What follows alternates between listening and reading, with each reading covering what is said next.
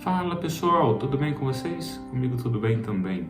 Hoje quero compartilhar com vocês um texto preciosíssimo da Palavra de Deus, porque nele vemos a Trindade, as ações de cada uma das pessoas da Trindade e o propósito delas em nossas vidas.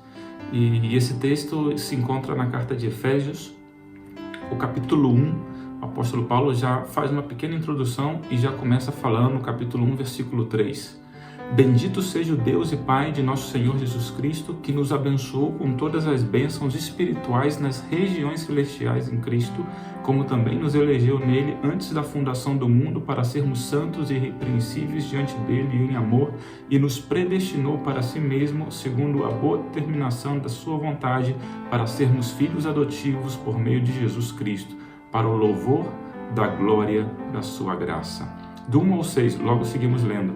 Aqui vemos as ações de Deus Pai. O texto começa dizendo, Paulo, com uma exclamação de glorificação a Deus. Bendito seja o Deus e Pai de nosso Senhor Jesus Cristo.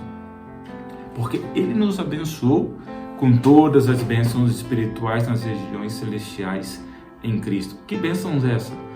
Que bênçãos são essas? Nos elegeu nele antes da fundação do mundo para sermos santos, irrepreensíveis, nos predestinou para si mesmo, segundo a determinação da sua vontade, ou seja, somos predestinados, eleitos por Deus, para sermos filhos adotivos. Aqui está falando da ação de Deus de nos adotar como seus filhos, ou seja, aqueles que se entregaram a Jesus.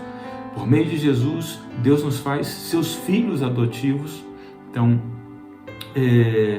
essas são as bênçãos de Deus Pai para nós. E o texto diz no versículo 6, o propósito disso tudo, para o louvor da glória da sua graça.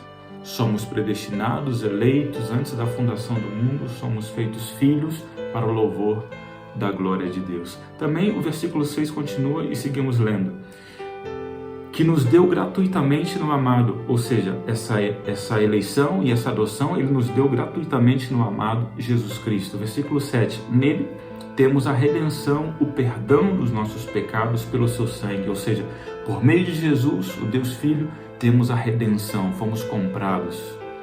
Recebemos o perdão dos nossos pecados pelo seu sangue vertido na cruz. Segundo a riqueza da sua graça, diz em versículo 7, versículo 8, que Ele fez multiplicar-se para conosco em toda sabedoria e prudência e fez com que conhecêssemos o mistério da sua vontade, segundo a sua boa determinação que nele propôs. Versículo 10, para a dispensação da plenitude dos tempos, de fazer convergir em Cristo todas as coisas, tanto as que estão no céu como as que estão na terra. Nele também fomos feitos herança, ou seja, recebemos herança por meio de Cristo, esperamos a herança celestial, temos esperança nessa herança, predestinados, versículo 11, conforme o propósito daquele que faz todas as coisas segundo o desígnio da sua vontade, versículo 12, olha que coisa especial, de novo a mesma expressão, a fim de sermos para o louvor da sua glória, nós os que antes havíamos esperado em Cristo. Qual a razão de recebermos todas essas bênçãos espirituais por meio de Cristo? Também é para o louvor da sua glória. Tanto no versículo 6 quanto no versículo 12, vemos a mesma expressão, a fim, com o propósito de sermos para o louvor da sua glória. Ações do Deus Pai, ações do Deus Filho, para o louvor da sua glória. E o versículo 12 continua, nós, os que antes havíamos esperado em Cristo, versículo 13, nele também vós, tendo ouvido a palavra da verdade, o evangelho da vossa salvação, e nele também crido, olha a presença do Espírito Santo, a ação do Espírito Santo entrando aqui, fostes selados com o Espírito Santo da promessa, que é a garantia da nossa herança para a redenção da propriedade de Deus, para o louvor da sua glória. E aqui, para terminar o parágrafo, Paulo encerra falando do Espírito Santo. A ação do Espírito Santo na nossa vida.